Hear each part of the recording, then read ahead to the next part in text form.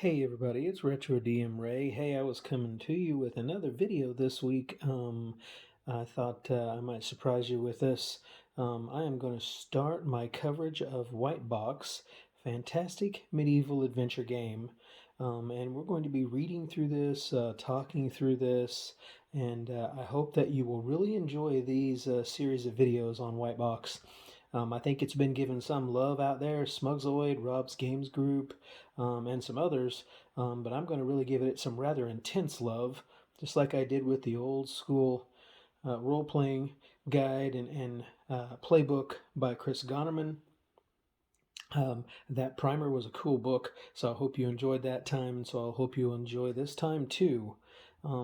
But I first want to stop for a second and talk about this idea. So, if you've ever gotten together with your friends or maybe your spouse or whatever, and it's coming towards dinner time, and you've said, hey, let's go out and get something to eat. Okay, where do you want to go?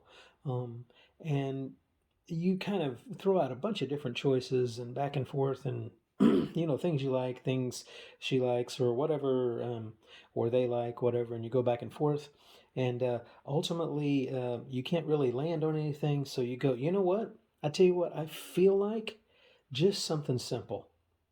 Let's just go out and get a simple burger and fries. And that's it.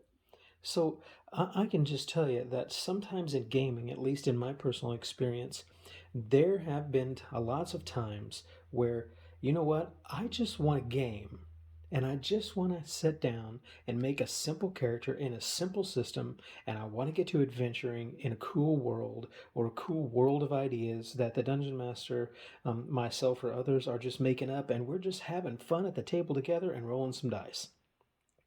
And that kind of describes the feeling that you would get when you pick up White Box Fantastic Medieval Adventure Game. It's just one of those things where, let's just go out and get something simple. Let's just get us a burger and fries. And there's absolutely nothing wrong with that. I think there are times where you could sit and pick up the crunchiest system that you can think of, and you would just have a wonderful, wonderful time with that too. And then there are those times where, like I said, you just want that simple burger and fries. So that's what I think White Box is here for me. And like I always say on my channel, whatever you're playing with your group, as long as you're having fun, that's the important thing. Um, so I hope you enjoy this White Box coverage. I hope you will give it a like and a subscribe and a share. I hope you will click that bell icon to be notified. I hope you will support us in some way. We've got our first patron, like I said last time. Thanks to Ender of Hope for that. Really cool that you did that. We are getting ready to start up our West Marches style play-by-email hex crawl here soon in my reworked Thunder Rift. And so I hope that you will be interested in joining us for that.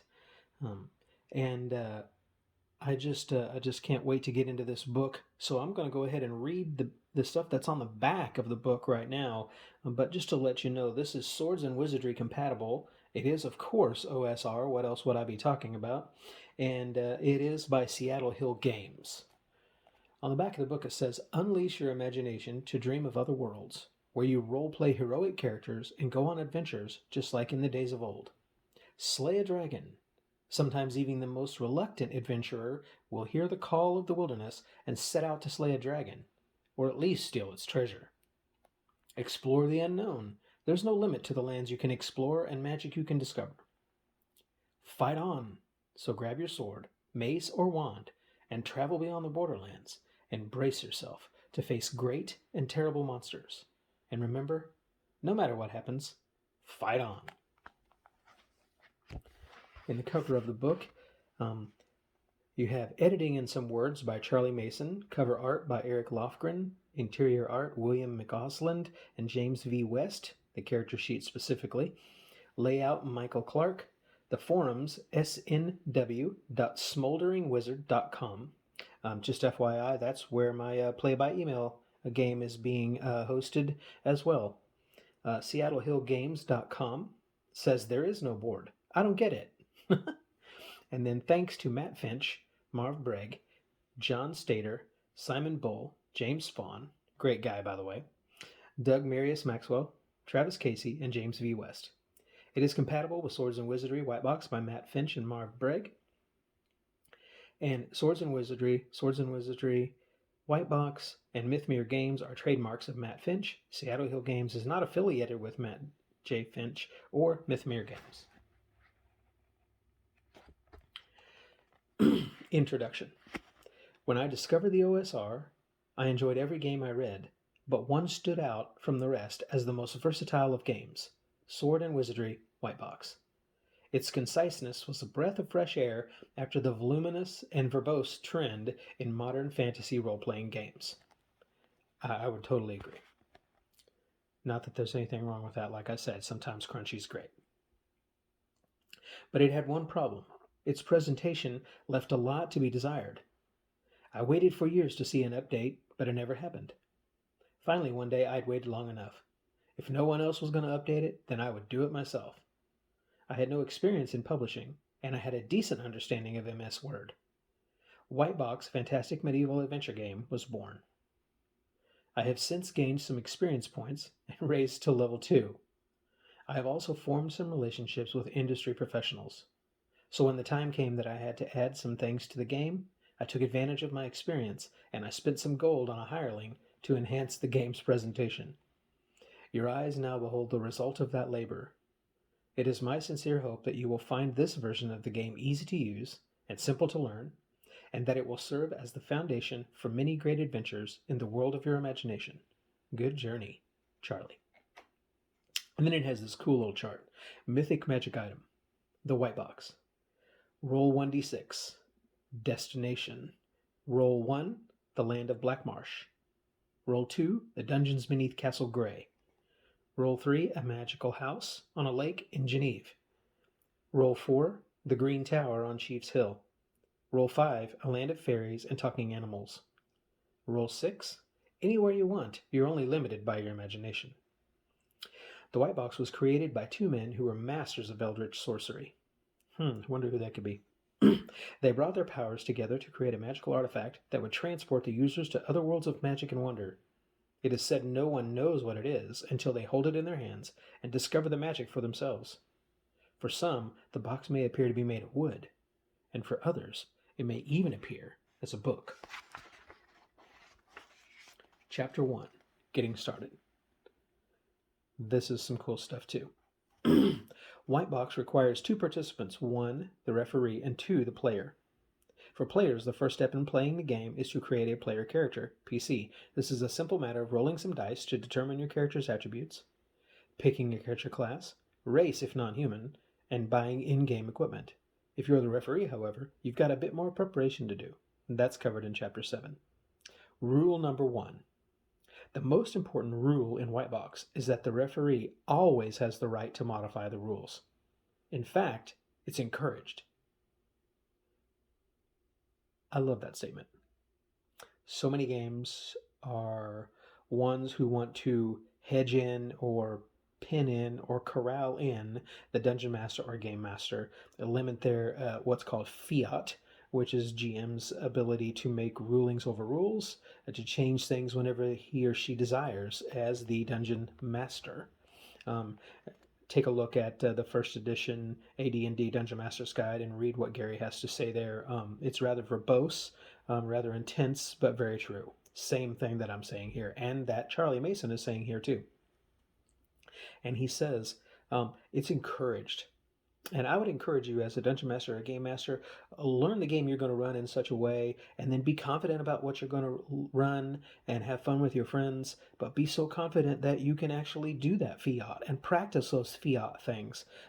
Practice doesn't make perfect. Practice just makes more practiced and more fun for everybody, including yourself. It says, this is your game, after all. There are gaps in the rules, holes left open on purpose, because much of the fun of role-playing games is being able to make up rules as needed. Wholeheartedly agree. Then he goes to talking about dice and the various different dice types. I don't think anyone who's listening to this doesn't already know this information of the various types of dice, so we'll skip that. Then he talks about optional rules. White Box is very easy to learn and play. The rules are simple and clear. As you create your character and read through the rules, you'll see that there are several optional rules described. These are for customizing the game to fit the way you want to play. But if you're the referee and this is your first time running a game like this, stick with the basic rules and customize later. I would agree. Another way to say that is raw, or rules as written, as is commonly used for the last several years. I would say first and foremost, yes, take a look at the raw, the rules as written, so that you understand all of that and stick to that for a while. And then as you're going along, feel your way into making some tweaks and some changes, and before you know it, you'll be able to just change around anything and everything on the spur of the moment as you want to. The optional rules, plus any rules that you and your group invent, are often called house rules, quote unquote, because each gaming group will use a different mix of alternate and invented rules. This is a good thing. Eventually, you're supposed to customize your game to fit what you want, not to follow the official rules forever and ever. I would agree.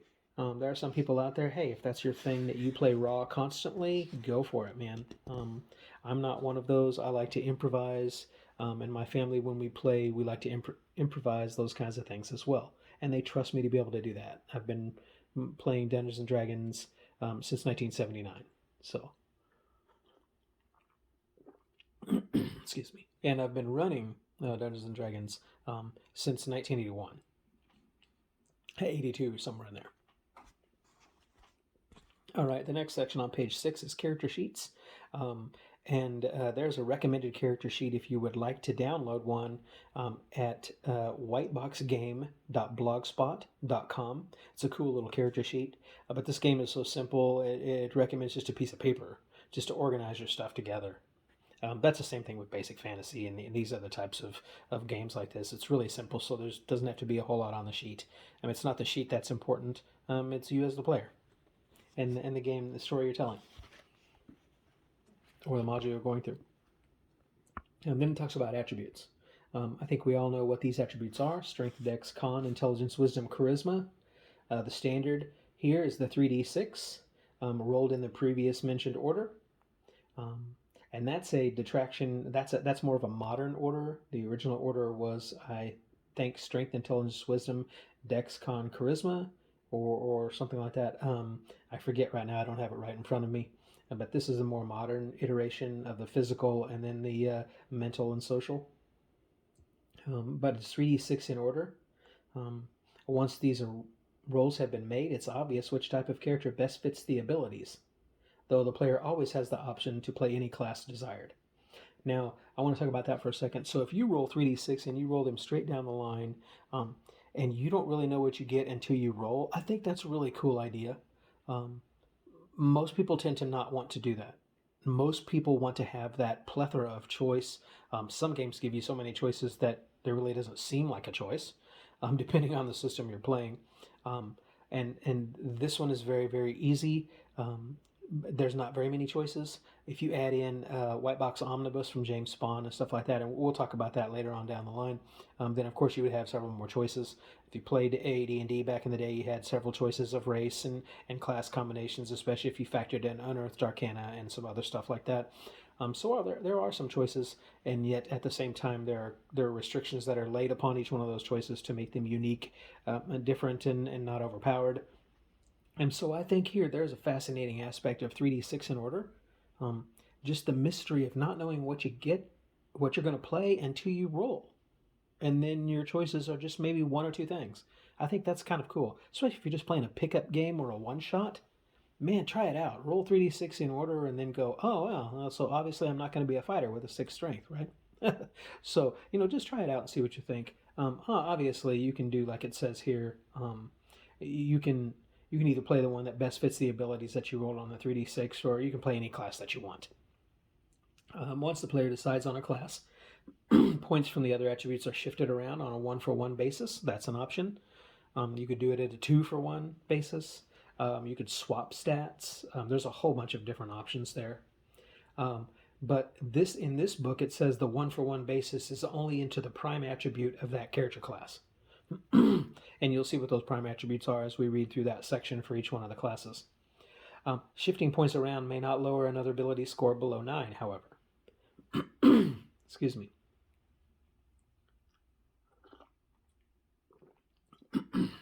Some referees allow more flexibility, optionally. One example is that the players roll 3d6 a total of 6 times and arrange the rolls however they want.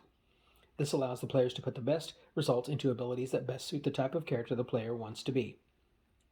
There are other ways to do that. You could do 4d6 6 times, drop the lowest of each one, place them where you want. You could do 3d6 12 times, pick the top 6, place them where you want. 4d6 12 times, drop the lowest, place the top 6 where you want. I've seen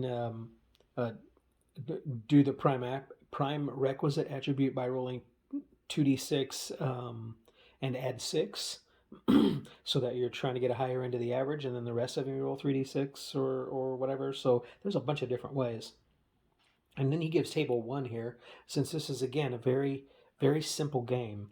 The attribute bonuses are pretty simple. If you roll a 3 through 6, that's described as low, and it's a -1. 7 through 14 is average, which is a +0, and 15 to 18 is high, which is a +1. So you're not going to exceed a +1, and you're never going to have anything below a -1. White Box doesn't give any modifiers for a range of attribute scores. You can modify the game to change the effect that the scores have, as I just read the standard range for you in Table 1, but feel free to change the values. For example, if you prefer the average range of 9 to 12, then just adjust the table.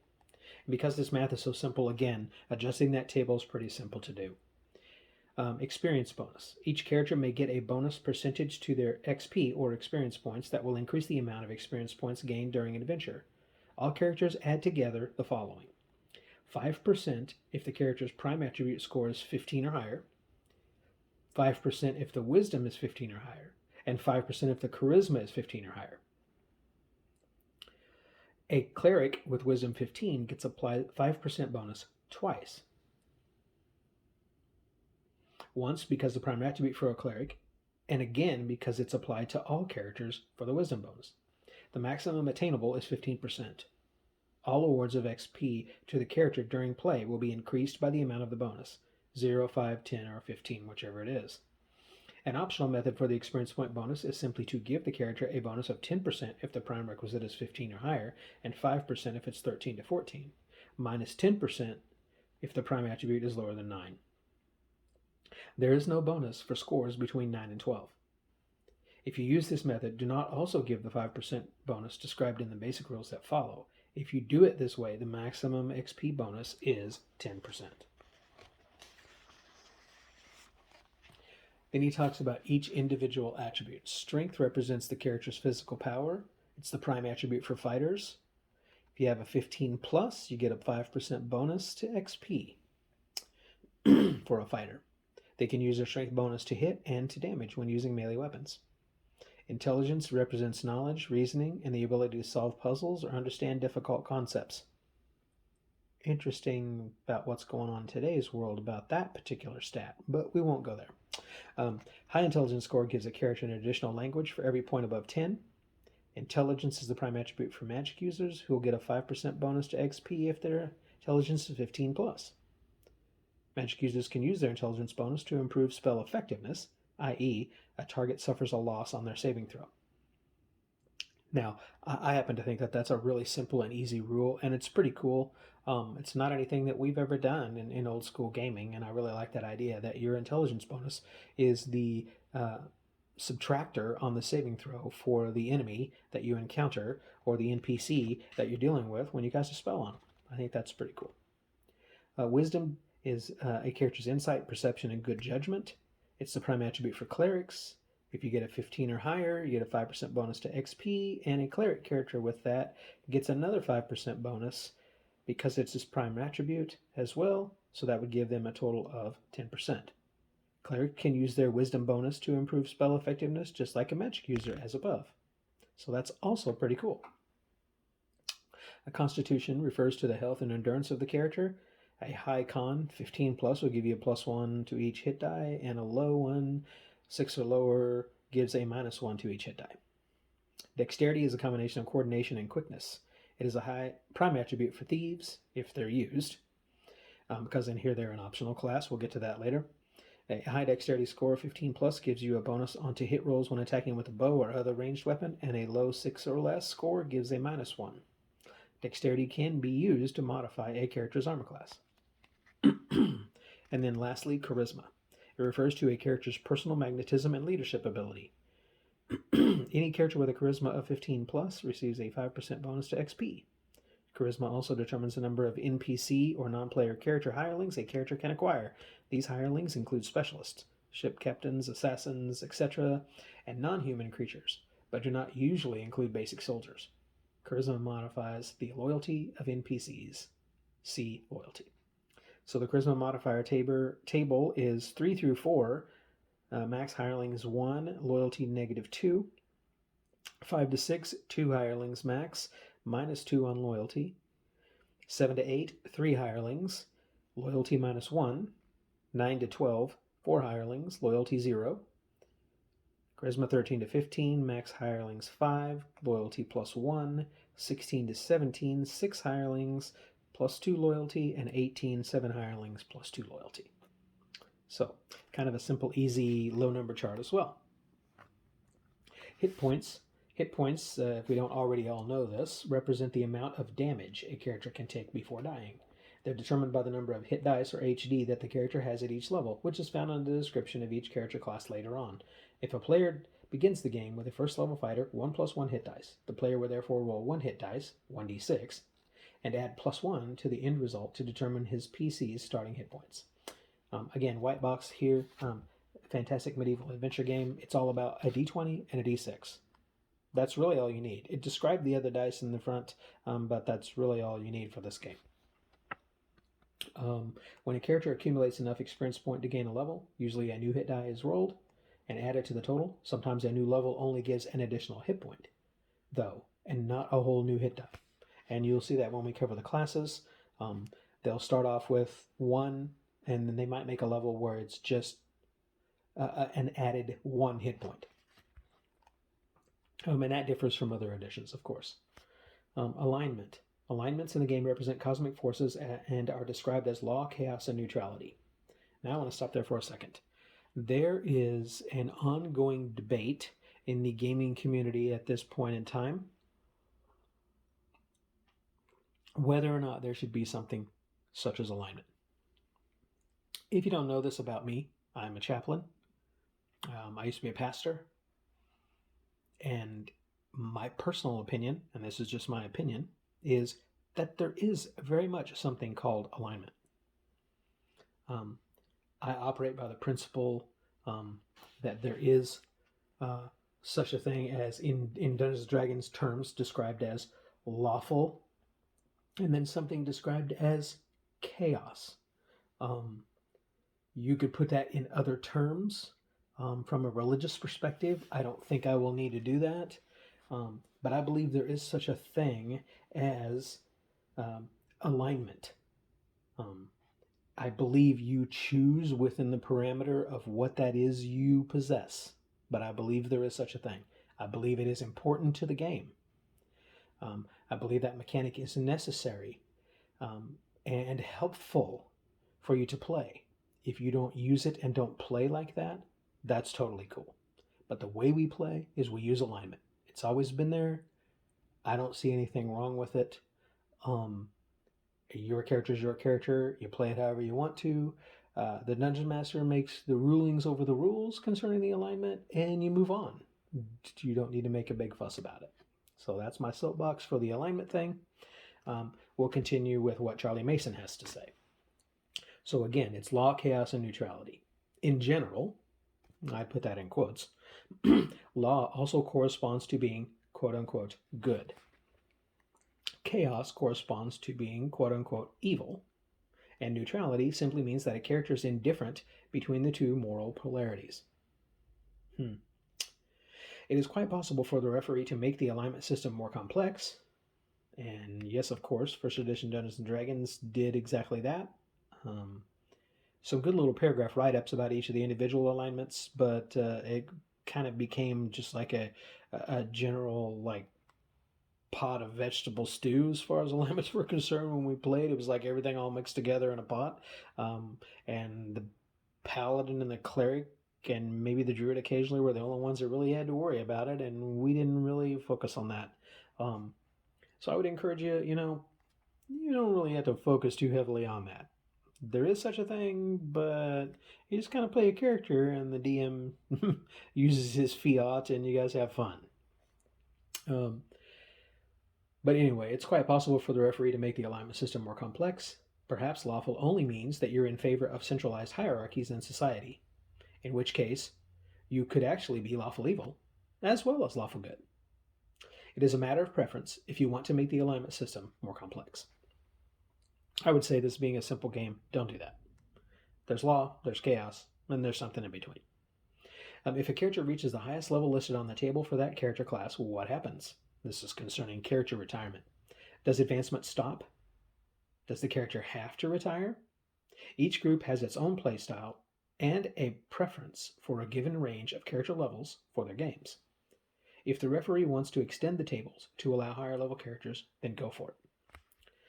So if you go back to Beckme, for example, oh my gosh, basic expert, companion, master, and immortal. I mean, you start off at first level in the basic book, all the way up through, progress through 36th level, and then head into immortality. So that was some really high level limits there.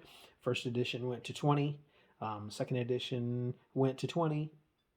But then when the craze of the third edition and 3.5 and all that stuff started coming into the picture, you had high level campaigns and they went beyond 20. You're welcome to do any of those things you want to do. I've not played in hardly any campaigns that ever went beyond 15th level or so. Just because of life getting in the way, games breaking apart, games changing, DMs changing, those kinds of things. If you've played super high level campaigns in that way, hey, cool. I've not been in more than a handful in my life, I think. My family doesn't do that today. I think we've got our highest level campaign right now, and we're like 12. The players are like 12th level. But these charts in here for the character classes, they only go to 10th level. Could you extrapolate them out to any levels beyond that? Absolutely, you could. The math is simple enough to be able to do that. And we'll get to that as well. All right, so on to page 10, chapter 2, character classes. There are 4 possible character classes in the game. Excuse me. The Cleric, the Fighter, the Magic User, and the Thief, which is optional. The referee is, of course, free to invent or allow other character classes in the game. Now, I'm going to stop there. When I cover later on the White Box Omnibus by James Spahn, which you should really take a look at that, I believe, as well. It's pretty cheap to print on Drive-Thru RPG and get you a little digest-sized copy just like this White Box Fantastic Medieval Adventure game. Like I showed you in one of my other videos, I love to combine White Box, and I love to combine that with White Box Omnibus and with Basic Fantasy RPG. Actually, I like that so much that that's what we're doing in the play by email game. So I would encourage you, if you like that, they're all simple systems. They're all awesome to play. You can also pick up James Spawn's White Star. It's just as simple as White Box here, or White Box Omnibus. And there's a bunch of other things that you can add to this, and they're all just really simple systems and play them like crazy. There's a game by Night Owl Workshop called Guardians. It's a supers version of the D20, D6 model. So take a look at that for yourself and decide what it is you want to play and how simple you want to go. But this particular book itself, like I said, only contains the Cleric, the Fighter, the Magic User, and the optional Thief. All right, so let's start talking about the character classes. So we'll start with Cleric on page 11. Clerics are armored priests who serve a particular alignment, religion, or patron deity. Players may make up the details if the referee doesn't use a particular mythology for the campaign. Mythologies and other details of a campaign world often come later if the referee is just starting. The cleric is a champion of his faith and moral alignment. The character might be a sinister witch hunter, an exorcist of demons, a shining knight of the faith, or a secret agent of some temple hierarchy. Since many of the cleric's abilities are oriented towards healing and protecting, they tend to play a support role during combat. However, they're able to stand shoulder to shoulder with the party's fighters if need be, at least for a while. Clerics must be either lawful, parenthesis good, or chaotic, parenthesis evil. There are no neutral clerics, unless the referee decides otherwise. I like the idea that they're making Cleric pick a side, right? Pick a side. Are you going to support and you're going to heal? You're going to be a good guy, or are you going to support your evil cause and damage your enemies, maybe heal your allies and protect them and support them? I just think that's a really cool dichotomy of one side versus the other, and I think that's important. I think we know in our world, the world is filled with good guys and bad guys. I mean, come on. And so I think it's cool that the cleric is either a good guy or a bad guy. There isn't something in between. If you want an in between, pick up the druid. And to do that, you're going to get White Box Omnibus by James Spahn, of course, to add it in because it isn't in this book. All right, cleric abilities. Weapon and armor restrictions because of secret religious practices. And I would also argue, because this comes from first edition, beliefs. But because of that, clerics may only use blunt weapons, club, flail, mace, etc. And the only missile weapon they are allowed is oil. Clerics have no armor restrictions. Now, I've always found that to be kind of funny and ironic. You can bash the skull in of an enemy with your flail or your mace, but you can't cut them with a sword, or you can't pierce them with an arrow, or a crossbow bolt, or a dagger thrown, or a javelin, or a spear. But you can burn them alive with a flask of oil. I do think that's funny. I get the gist of that. But again, this game is so flexible, you play it however you want. I prefer the tradition. It doesn't make a whole lot of sense in some ways, but again, it's your DM fiat. But I like the tradition right here. You use blunt weapons, and you use oil. And you can use any armor you want. So your armor class is really high. You're well protected, and you got a shield. That's fine. Let's go on to spellcasting. Clerics cast divine spells from a specific spell list as per the cleric advancement table. Each day, the cleric prays for a certain set of spells, choosing any spells from a standard list. Clerics of specific gods might have entirely different sets of spells as designed by the referee, but the standard cleric uses the standard spell list. Now, stop for spellcasting for a second. You have all kinds of systems for spellcasting. Vancian magic system from first edition all the way through. Most systems are based around that. Some are a little different iterations of that, spell points and all this other different things that you can try and do. And you can always incorporate that in and out of here however you want to. There is a way to do cleric spellcasting too, where you just have a list that you pick from, you pray for it at that moment. The god either grants it or not based on your piety, and gives you that spell. And so you don't really have a quote-unquote prepared list that you woke up that morning and prayed for, and those are set. Or you can do that. You get up in the morning, you pray and ask your deity to give you what they think best for that day, and you ask for things, and then you fill in your list, write it down, and those are the one you're kind of quote-unquote stuck with. There's a third way I've seen to do that, which is you do that second alternative where you pray and you request, and your deity gives you what they're going to give you, and you're stuck with that list, quote unquote. But then you could always spontaneously pray based on the need and based on your piety. And they might let you swap out one of those spells at the spur of the moment for a particular healing or supportive spell for your party. And that depends on the tenets of your faith, of your particular deity that you're following. I like that idea too. It gives you kind of some flexibility. And it flexes the cleric in a way that the magic user doesn't flex. And it flexes it in a way that the druid would be able to flex in nature for their deity and their power, quote unquote, that they get their magic from the natural world, or however you're going to run that. Again, run it however you want to. Those are just the alternatives. Saving throw. Clerics receive a +2 bonus on saving throws versus poison and paralysis, unless the alternative saving throw matrix is used, which we'll get to here after a while. So then you turn the page to page 12, and you come to Cleric Advancement Table. Now, I'm not going to read through all of this whole entire table, but it's at the top of page 12. You pick up your book. You can go to Amazon and get White Box Fantastic Medieval Adventure Game for like $5, $6 maybe, free with Prime for shipping. There's several different covers, I believe, that you can choose from. Go check it out for yourself. But just at the top of the table, clerics start out at level 1 with 1 hit die, which is a d6, of course, nothing on their to hit modifier, a single saving throw number of 15, and they don't get a spell. And that harkens back to the beginning of Dungeons and Dragons, where a cleric didn't get a spell at first level. Lots of early games did that. However, at first level, you could still turn undead.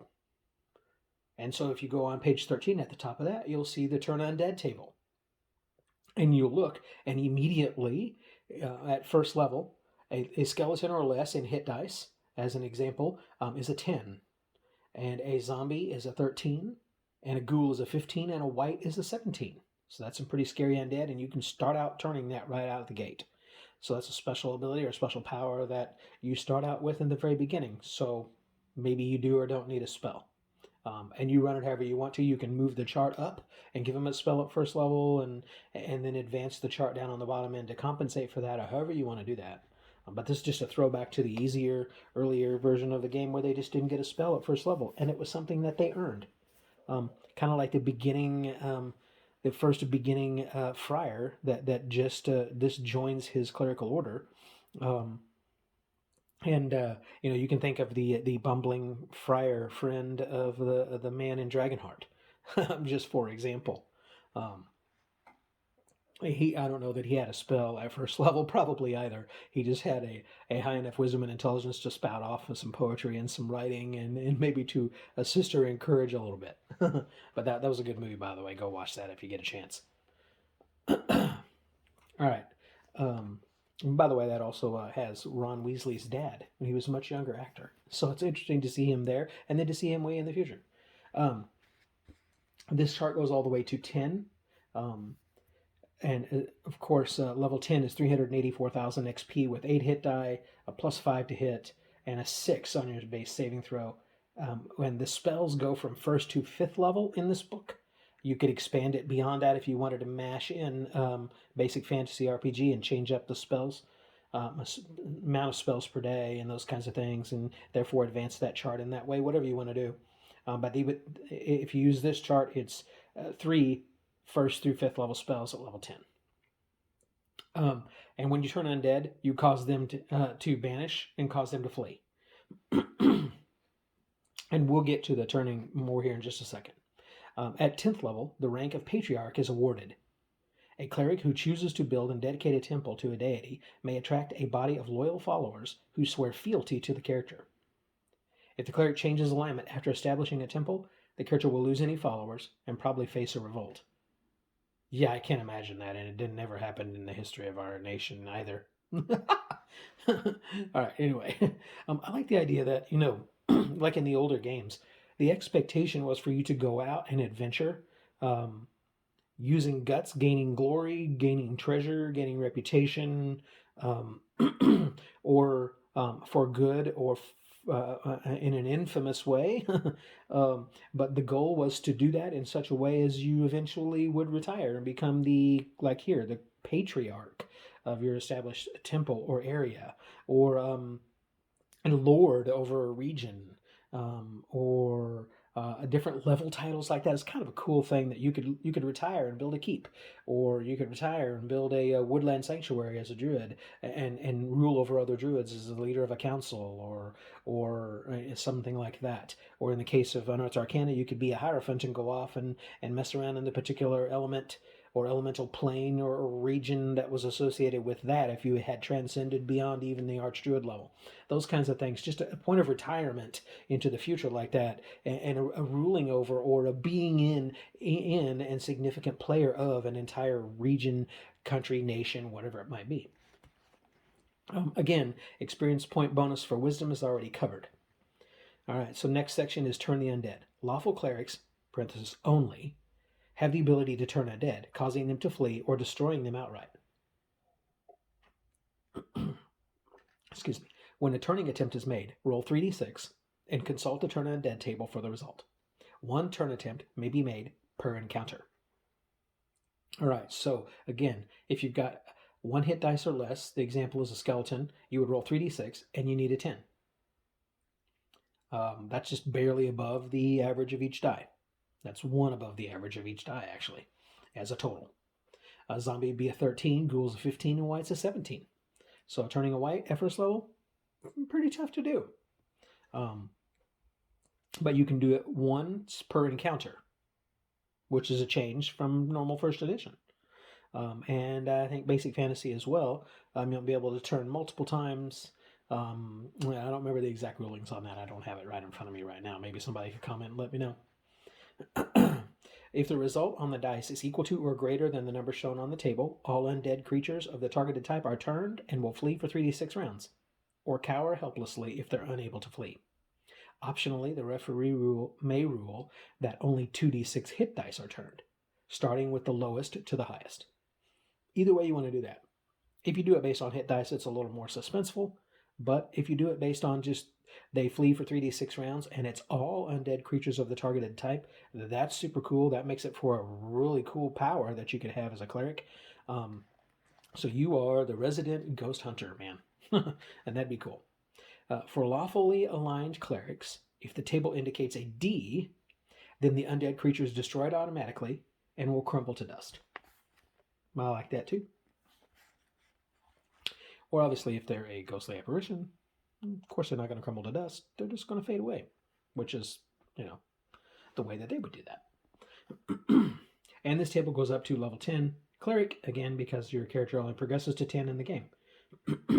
Whereas if you're a 10th level cleric, you need a 13 to turn a 10 hit dice plus. The example is a lich. That'd be pretty cool. Still, it's on 3d6, so you're not guaranteed to turn that lich. So that's really high end. All right, here's a variant for Turn Undead on page 13. Referees who wish to limit the use of Turn Undead ability might try to count this as merely a first level cleric spell. I think since you don't get a first level cleric spell at all, I don't think I would do that.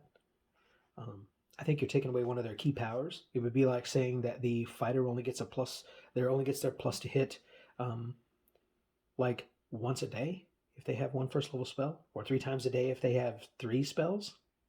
That'd be, I think, incredibly limiting. I don't think I would do that, but hey, it's your game. Okay, optional rule, chaotic clerics and the undead. Many referees allow chaotic clerics as well as lawful clerics to turn the undead. If chaotic clerics are allowed to turn the undead, treat a result of D on the table a bit differently. Instead of destroying the undead creature, the chaotic cleric has forced it into servitude.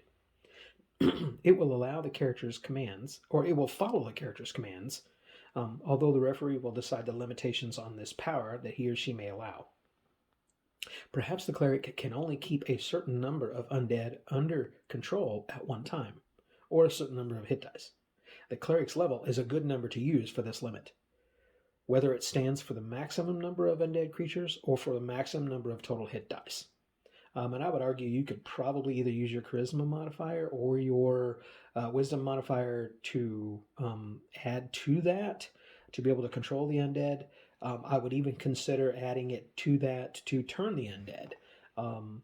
Just to give you an example, the ability to add your charisma to kind of forcefully project your piety towards that undead, or your wisdom as your force of willpower and piety towards the creature. I wouldn't see any problem with that, of adding that to that 3d6 roll to be able to turn or to command. I think that's a cool idea, reminiscent of like Bram Stoker's Dracula with Von Helsing doing that, other movies like that. I think the old Exorcist, Max von Sydow guy tried that. Didn't work out so well for him, obviously, but I think you kind of see those similar kind of ideas. But it's up to you. It's your game. I just think that'd be kind of a cool way to use the stats. The pluses are so minor. Adding them to things, I think, could be just like cool for the character to be able to kind of, hey, that my attribute bonus is useful, All right, so the last one we're going to cover for today, my voice is kind of going on me right now, is the fighter. The fighter is a warrior trained in battle and in the use of armor and weapons. Your character might be a ferocious Viking raider, a roaming samurai, or a medieval knight. Because they are the best equipped for all the character classes to deal out and absorb damage. Fighters often end up on the front lines, going toe-to-toe with dragons, goblins, and evil cultists. If you are the party's fighter, you are the down and dirty worker. The work is up to you.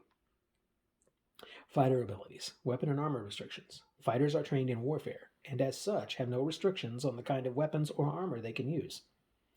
Combat Fury. Against foes of 1 hit dice or fewer, fighters get 1 attack per level each combat round.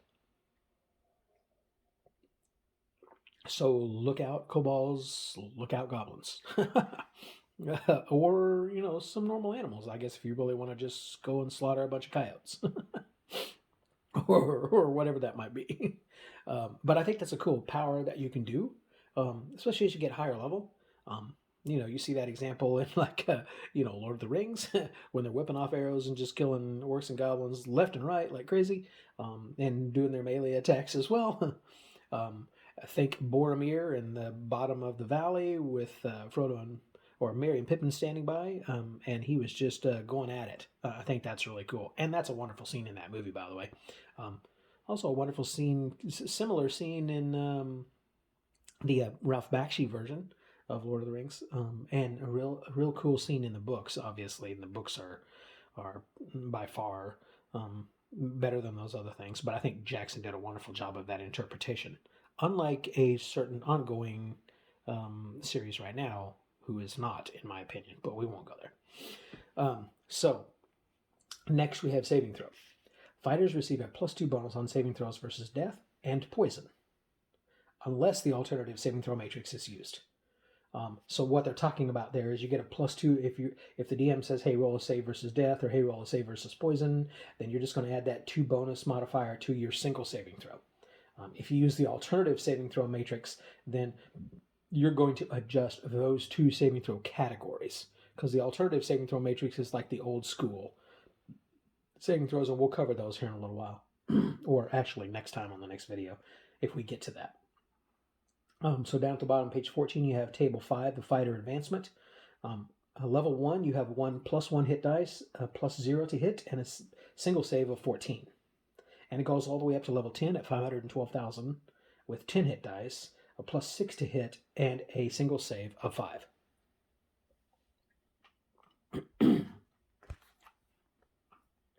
Now again, at the top of page 15, you have a cool picture there by this gentleman I read in the beginning, which is William McGoslin. It's a cool picture there.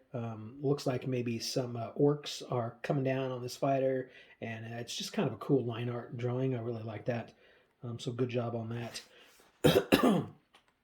But again, this first paragraph, establishing a stronghold. At 9th level, a fighter who chooses to build a castle is considered to have reached the rank of Baron or Baroness, bestowed by the local ruler or monarch. The character may choose to attract a body of soldiers who will swear their fealty as loyal followers.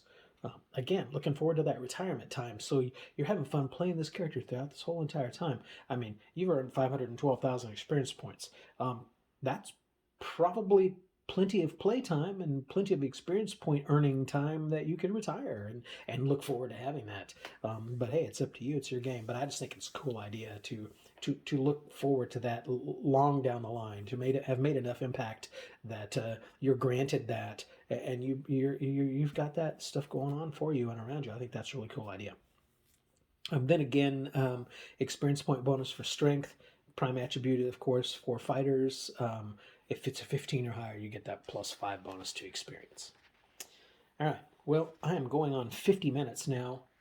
And we're on page 16, and we're going to start talking about the magic user, and there's some unique things that are here for the magic user that we will talk about, and I'll get to those next time.